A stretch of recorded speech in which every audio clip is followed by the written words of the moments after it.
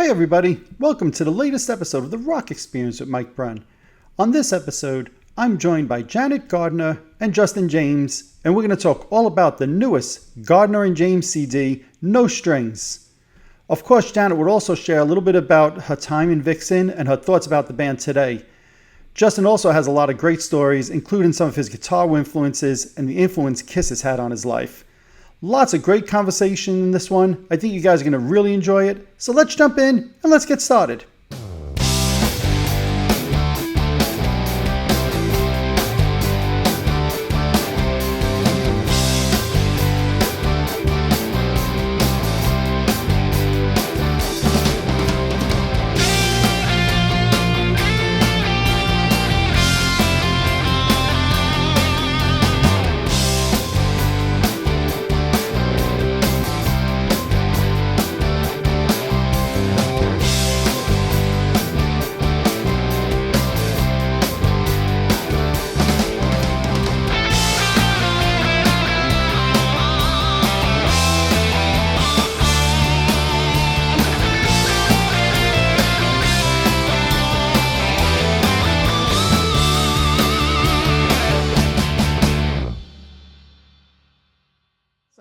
Well, Justin, Janet, I just want to first off welcome you to the show. Thanks for joining me tonight. Thank you. Thanks for having us. Yeah, so let's just start off. Obviously, the new album, No Strings, just came out a couple of days ago. Now, you guys are both veterans to the music scene, been around for a long time, right? Do you still get excited when you have a new album? Do you worry about the fan reaction, or is it just a relief like, that's out there, we're done? A little bit of both. You still get a little nervous. It's like, having a baby. You hope everything is good and comes out okay. So, Yeah. It's like for me personally, like the day of the release, I'm like a fanatic, just trying to like watch, see, hoping everybody, people like it. It's getting a good reaction. And yeah, it's definitely there's some anxiety there the day before it comes out. Yep. Well, you know what? I mean, I've seen online since it came out on Friday. To me, all the feedback I've seen has been very positive so far. The fans seem to really love it. So, and it's nice to kind of hear an artist admit that, hey, you do look at the feedback and you do read what fans say, because I think a lot of people don't admit that, but they probably do it secretly. Absolutely. oh, of course. I can't imagine. I mean, we're really busy, so we don't have a lot of time to agonize over it. We'll take a look here and there. Oh, the video is moving pretty good, and the Facebook posts are doing okay. Okay, and then you go back to doing other stuff. But Sure. yeah, I can't imagine anyone putting something out there without at least checking on it. Right. Absolutely. Now, I know in the past when you guys have done albums together, you played all the instruments on the album. Did you guys do that this time around as well? We did. Yes. It's the entire album is just the two of us from start to finish, to the mixing, mastering, and everything. That is. And then, Janet, were you playing drums on this one? Well, no, I didn't actually play the drums, but I programmed them. Oh, wow. Okay. I didn't realize. Wow. That's neat. Okay. Very cool. So let's talk about then the songwriting. When you guys, obviously you're married, you live together, but when it's time to start writing songs, do you each kind of go in your own corners and say, I'm going to come up with ideas, you come up with ideas, and we'll meet? Or do you sit down and write together? Well, I mean, we don't really go off on our own on purpose. Mm-hmm. Sometimes, if I'm asleep, Justin will come down and he'll just jam and record a few things. Sometimes, if he's late from work or something, I'll work on a few things. So we do things separately, but mostly together. Neither of us will go very far without the other person jumping in on it and having input. Right. Is there any songs on the record that maybe one of you really liked and the other one was like, I'm not so sure, and you had to convince the other? No, I don't think so on this one. The only thing was the song Turn the Page. At one point I thought it should be two different songs. Oh, that's right. That's right. You did. I was having a hard time making the chorus work with the verse. And I loved both components of it. But I just didn't feel like it flowed right. And it was hard to get the tempo right. If we were doing it a little slower, the verse felt really good. And if we did it a little faster, the chorus felt really good. So it was one of those things where that song to me was hard for me to get to the point where I felt really comfortable with it. And now it's great. People love it. So Absolutely. and Justin was like, "What are you talking about? It's fine." Well, that was one of those one of the rare, because usually we very rarely do we go to outside sources for like, what do you think of this? You think it's good? But that was one of those that now I remember sending to a couple people going, "Am I crazy? I think this sounds fine." And they're like, "No, it sounds great." So it's like, ha, I won that battle. Yeah, it was just my kookiness. And we did have to find the right tempo. That Right. was key. Right, You know, it felt like it was either dragging or too fast. So that took some tweaking. But yeah, I mean, that's one of the things that we definitely did not agree on for a while.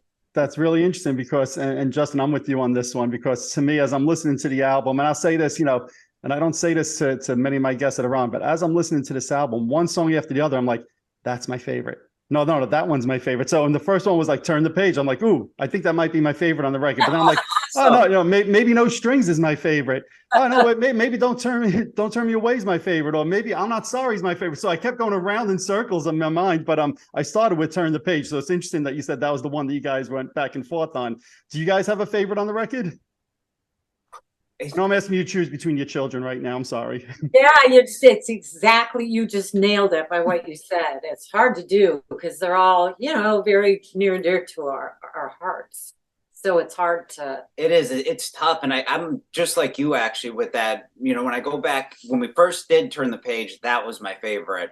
And, you know, a lot of these songs we just worked on so hard and for so long that after a while, you start to lose perspective of, is it good? Is it not good? And then you got to put it away for a long time. And I made it a point after a while that, all right, I'm going to put it away and not listen until the album is about to come out again. So I kind of have semi-fresh ears to these. In doing that, I go back and I listen, and I'll come home and I'll say to Janet, "Oh my God, I just listened to Set Me Free. I think that's my favorite," or Into the Night, or again, Turn the Page. It's like, oh yeah, no, I really do like these songs. They're really good. So it's hard to pick. Yeah, I can't pick one. For mine for quite a while was 85. Yeah. Okay. Yeah, I can understand that. You know, one of the songs to me, at least lyrically, that stood out was She Floats Away. So talk about what that song means for you guys. You can start this time. Okay. Yeah, that's an interesting song. So lyrically, Janet came up with, I think, the perfect lyrics for that song. It's basically about our 18-year-old daughter that, you know, love her to pieces, and you know, but at a certain point you do have to kind of let them go and let them try to be an adult and transition into that. But it's really hard to let go and let them spread their wings. And yeah, I mean, I'm surprised I have any hair left on my head because she's been a lot of stress to me. Yeah, there were a couple of years there where it was brutal. And we were constantly worried about her. And, you know, now she's great.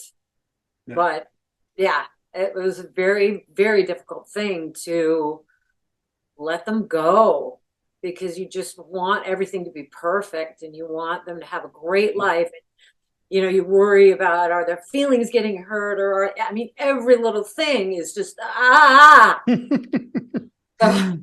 So that's what that song's about. Anybody who has kids can definitely relate to that song.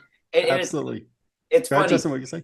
It's funny because, you know, total we have 3 kids, 2 boys and a girl.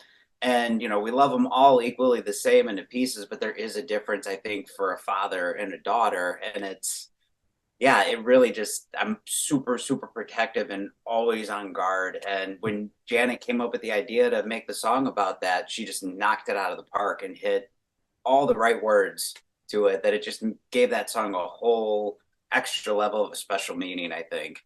Yeah, and I think it resonated with me because I have a 24-year-old daughter and a 19-year-old son.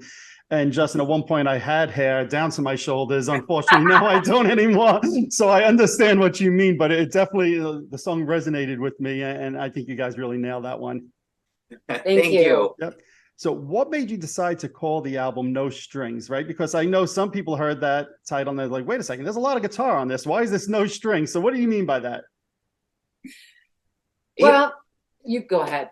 Well, it was tough. I mean, we hadn't come up with the title of the album until after it was finished. And to me, that's one of the hardest parts is after you're done, what do you call it? And I think one of the first things you do is you kind of reach for maybe a song title on the album or something there. And so we toyed around with a couple different ideas for songs from the album. It's kind of a semi-lazy approach to come up with a name of the album. And we kicked around a couple, and, you hit it on the head with, No Strings, just kind of the meaning of it.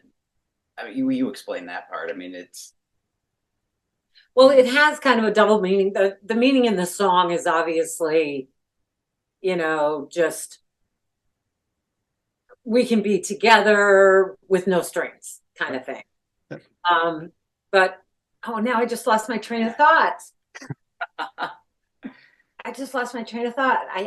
Well, and then I think, and then the opposite end for the album title was kind of like, there's nobody pulling our strings here on this album. We're fortunate enough. We've been working with Pavement in America for all our albums, and they've been great to us and just letting us be who we are.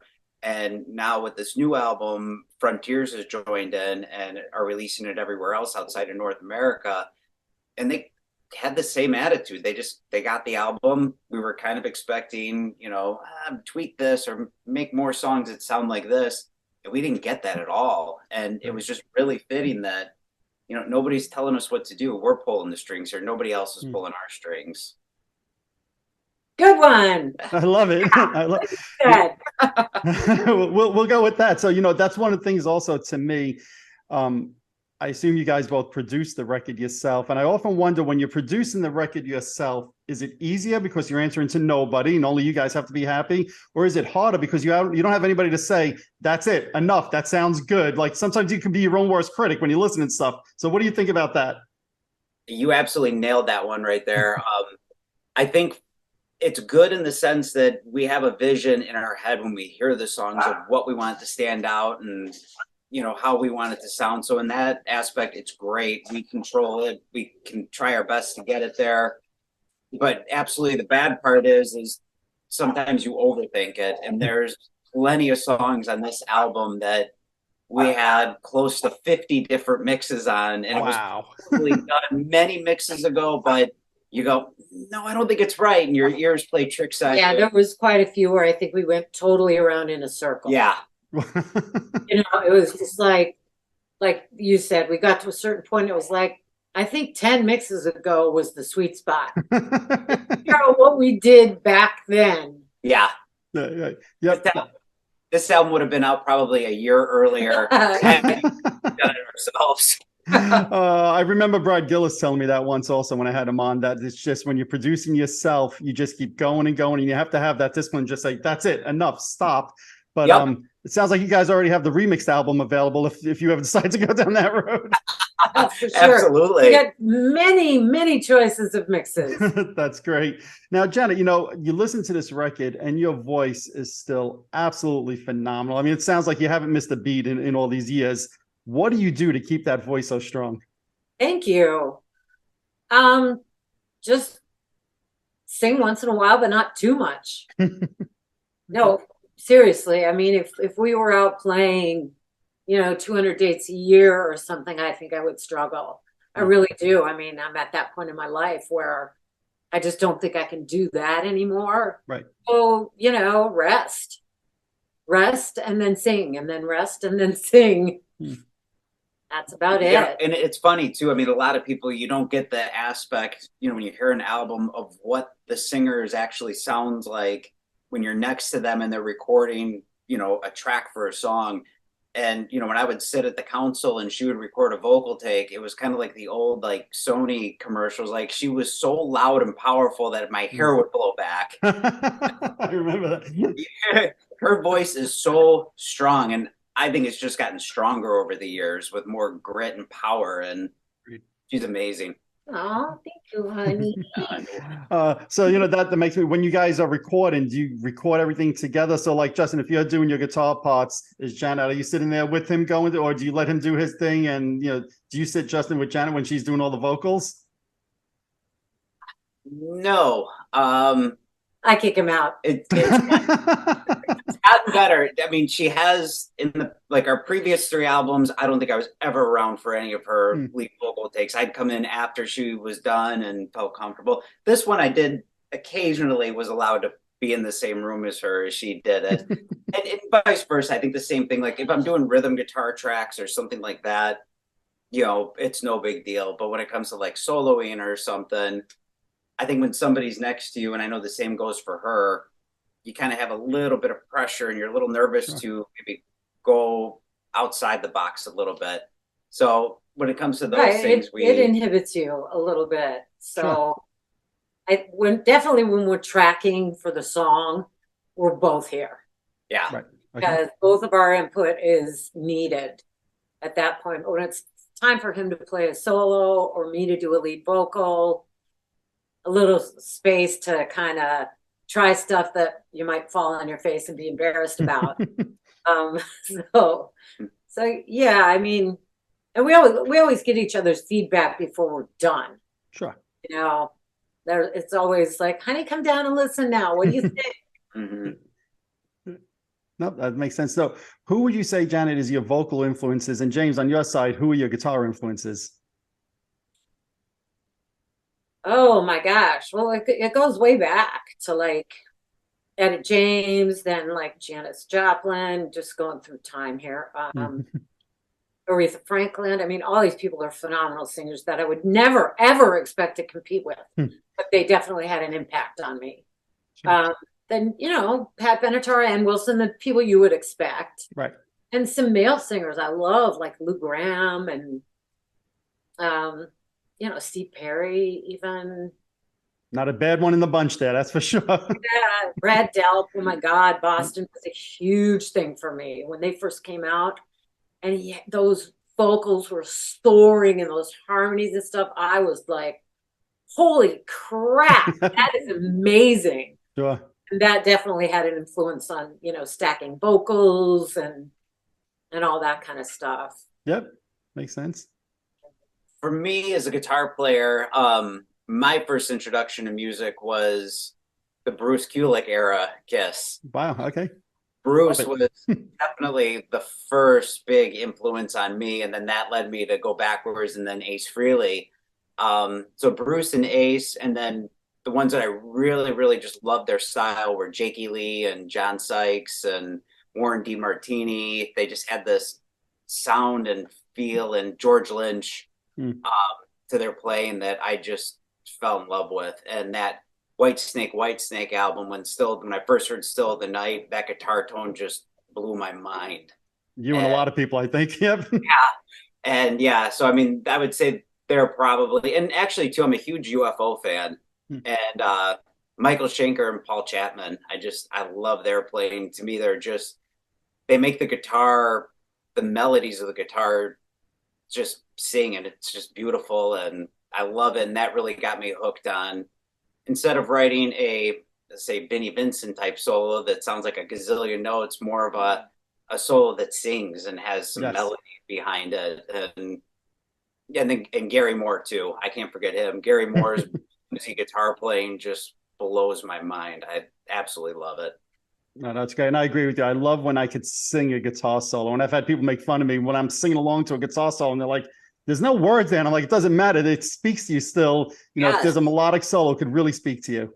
Absolutely. To me, it's boring when somebody it's a shred fest for so long. It's cool here and there in little doses of it. Right.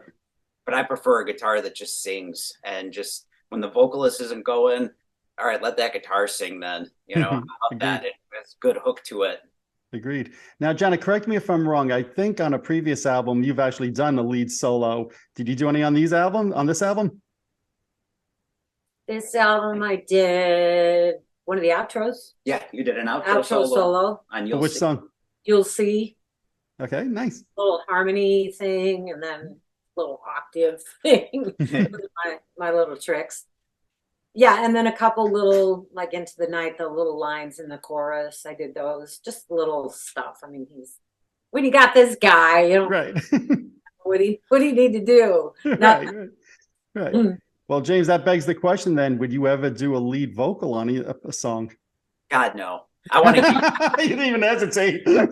yeah, I want to keep as many people that listen just to continue to listen to us, and I don't want to scare them away. I have no problem doing like gang vocals and some background vocals, but yeah, when it comes to lead vocals, not a chance. Again, like she said, when she's next, no way. Why bother? I'm still gonna work on him a little bit. All right, maybe the next album, like just one verse or something. That doesn't have to be a whole song, just a verse.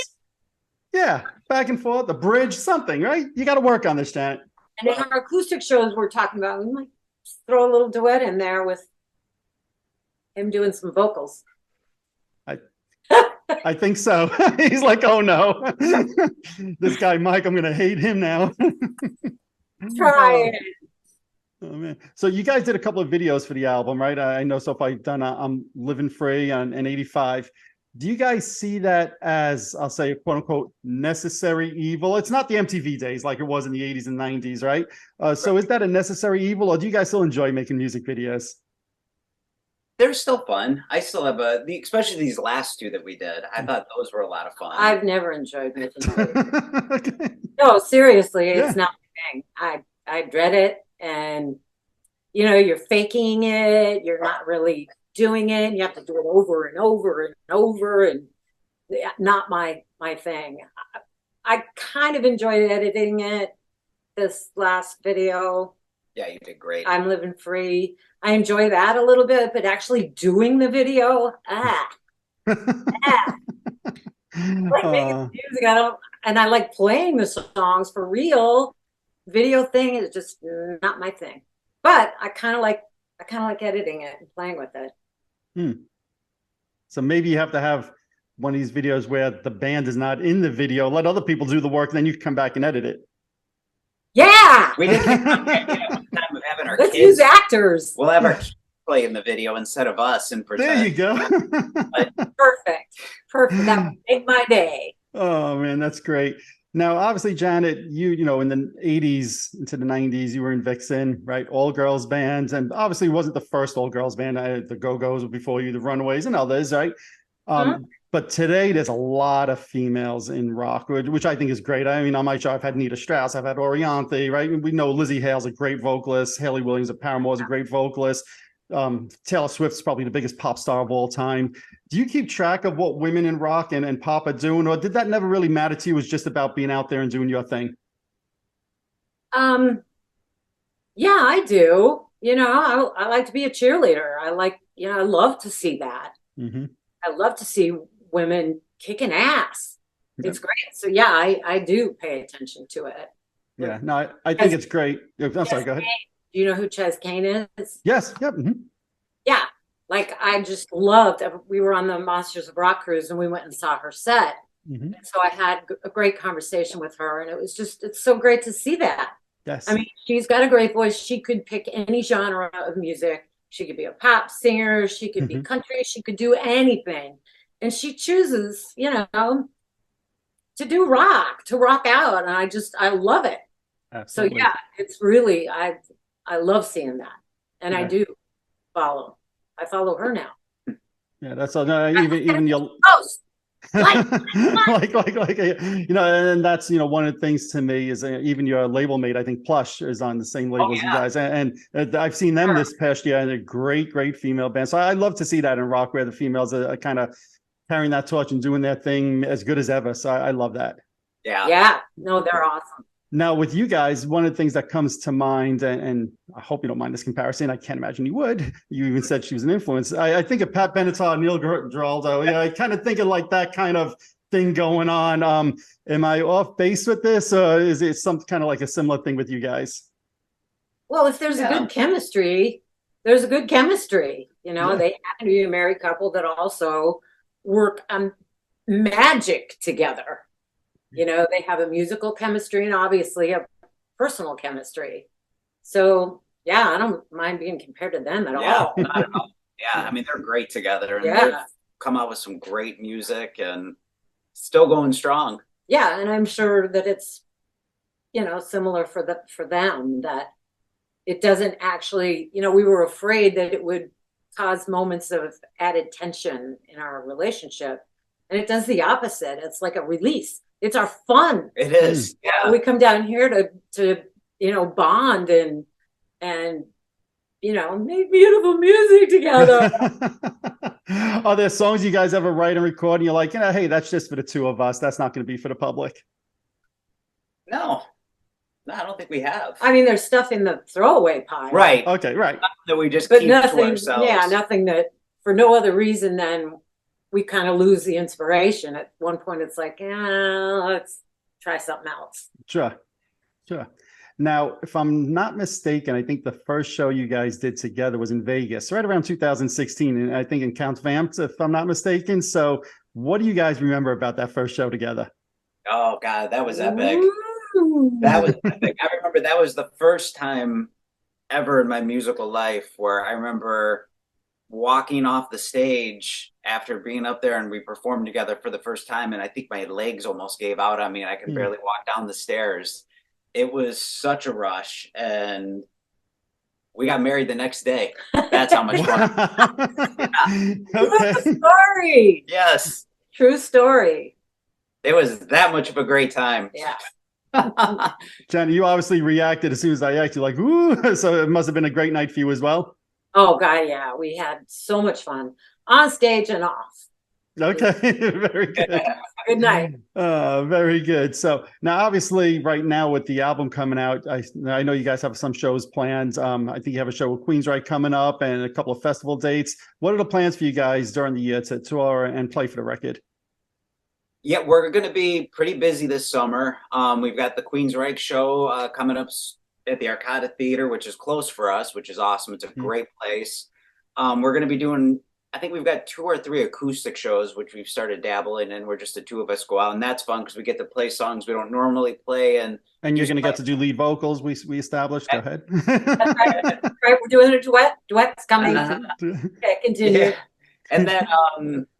And then I think as of right now, our last show of the year is in November with Firehouse in around Buffalo, New York area. And then at the start of next year, we're about 95% confirmed we're going back to Australia for a couple weeks. Wow, for nice. for a run out there with our friends in Midnight City. That is awesome. And you guys just came off the Monsters of Rock cruise as well, right? At the end of April, you were on that? Correct. Yes. How was that for you guys? Because I've done some music cruises, and for a fan, they're always a blast. But how's it for you and the bands? Oh, it's awesome. It's so much fun. It's great.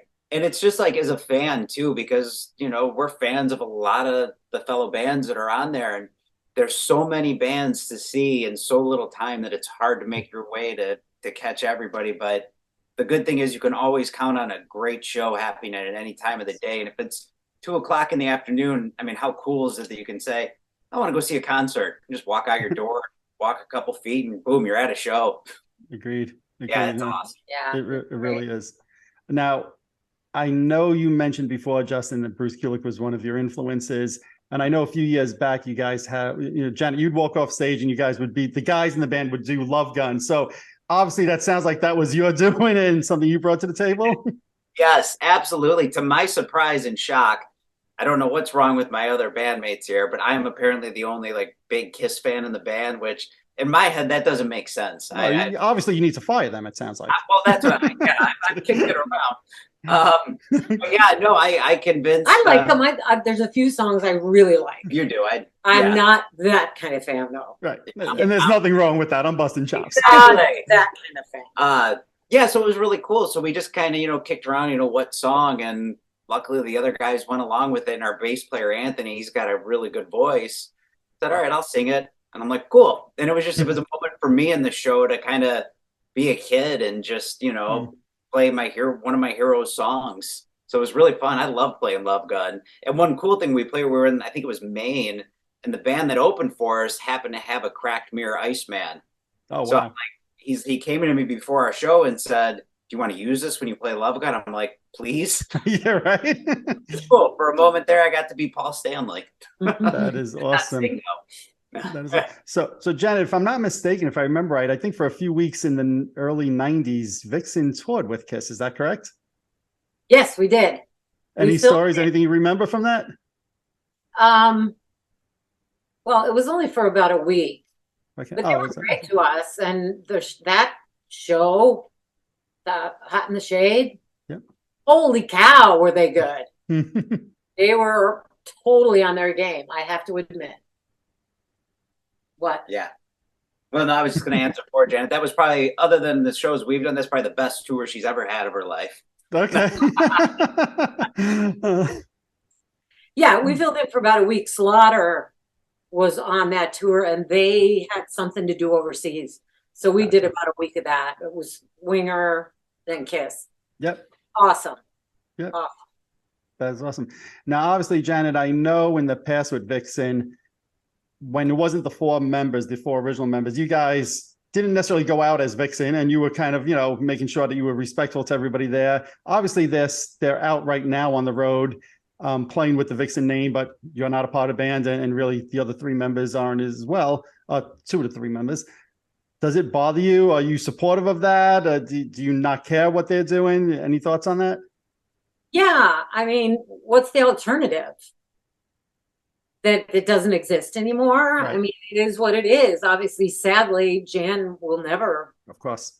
be part of it anymore. And I left, and then Cher left, and the alternative is for it not to exist anymore. So no, it doesn't bother me. Roxy, she loves playing. Yep. So God bless her. Have fun. I love that, because so many times when bands continue without original members, there's that friction between band members, and you read all this nonsense. As a fan, I hate all of that. So I love hearing that you're very supportive of that, and go out, Roxy, have fun. So let me ask you, if Roxy or Cher ever said to you, hey, on your next solo album, I'd love to just guest and play drums on a song or whatever, would you welcome that? Wow. I've never even really thought of that, because we're so in our own zone. When we're protective of our little zone. Sure. I don't know. But No, you're right. I've never thought about it. yeah. I don't know. Who knows? I'm a never say never kind of person. So we'll see what the future holds. Yeah, I mean, the whole thing about, there's a lot of bands out there playing with very few, if any, original members. And it's really upsetting to people, but nobody's holding a gun to your head. Right. You don't want to go see it, don't go see it. But I just don't. I got some messages from some people. You need to stop them. They're ruining the Vixen legacy. Why are you letting them do this? It's like, well, I don't understand. I don't understand why people are so upset. Don't go see it then if you don't want to. Right.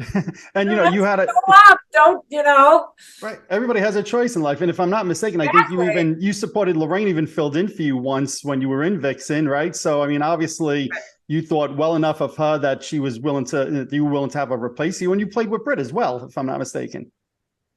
Yeah. When I played with Britt for a while, and Lorraine's always been, really supportive and nice to me always. So yeah. Yep. It's cool.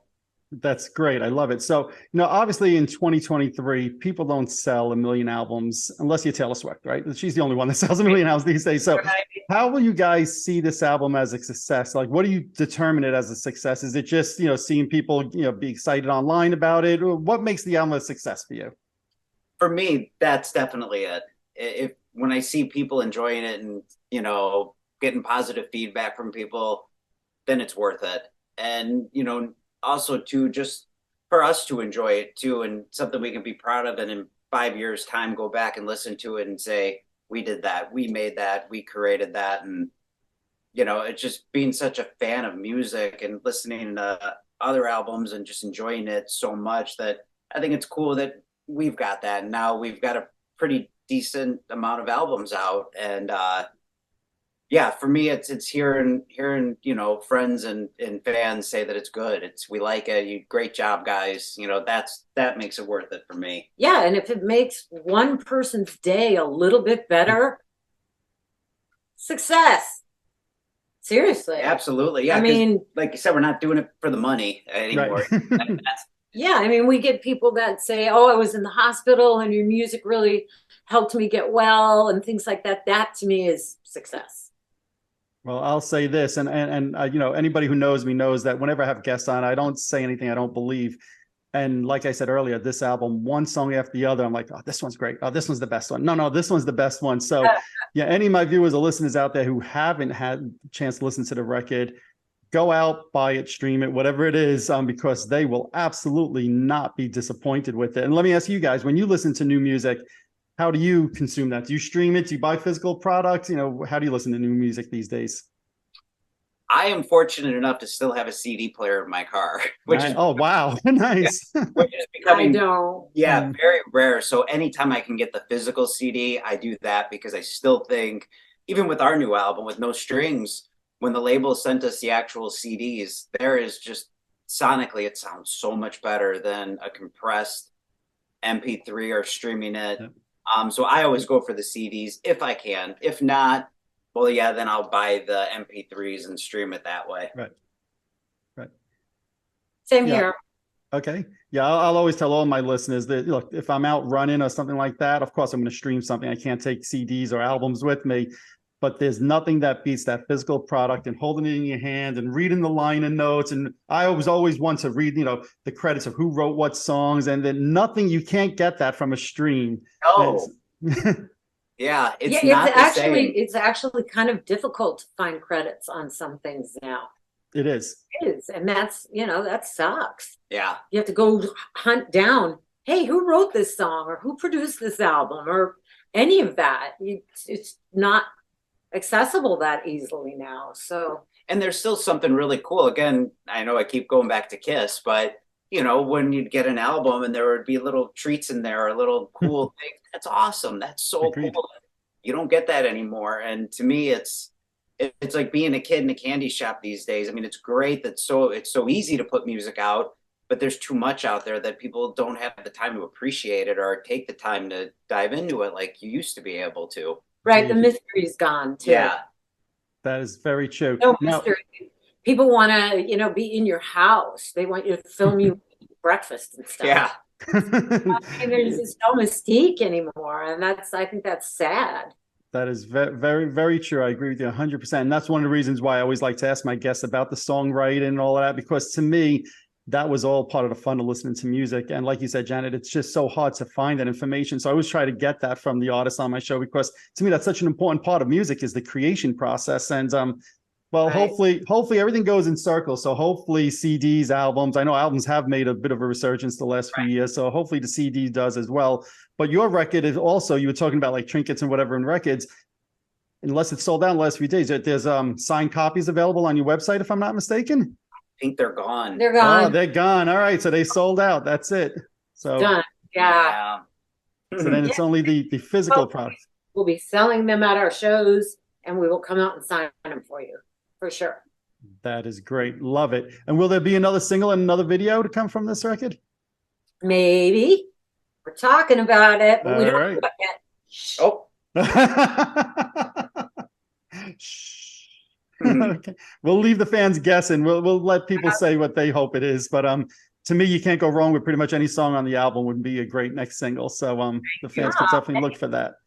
Thank you so much. Anything else with the shows coming up or the record that you'd like your fans to know about? Well, we're in a documentary that's coming out on Paramount Oh, Plus. right. Oh, really? What's that? Talk about that. It's called I Wanna Rock, Chasing the 80s Metal Dream. Ooh, that sounds exciting. Us and Dave Sabo, Skid Row, Skid Row, yeah. Kip Winger, John Corabi, Yep. Snyder's in it, Tammy, Faster Pussycat, That's Pussycat, yeah. quite a few people. But that's coming out sometime this summer on Paramount Plus. So that's pretty cool. There's some insight into sort of what we all went through that a lot of people don't know. So it's pretty cool. Yeah. And it even has a little segment of some of the recording of No Strings, the album. Oh, wow. They were here when we were recording some of Yeah. it. So Well, that's something to look forward to.